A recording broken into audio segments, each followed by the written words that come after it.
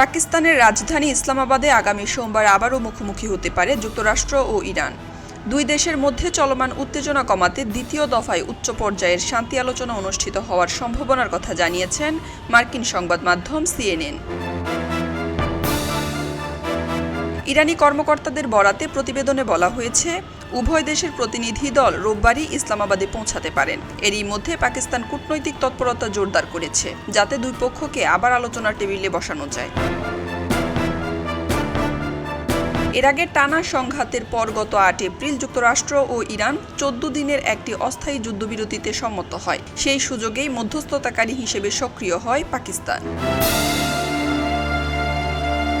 দেশটির প্রধানমন্ত্রী শাহবাজ শরীফ বিভিন্ন দেশে কূটনৈতিক সফর করেন, আর সেনাপ্রধান আসিম মনির ইরানে গিয়ে শীর্ষ পর্যায়ে বৈঠক করেন। যদিও এসব কূটনৈতিক তৎপরতার আনুষ্ঠানিক ফল এখনও জানানো হয়নি, তবে ইসলামাবাদে নিরাপত্তা জোরদার করা হয়েছে।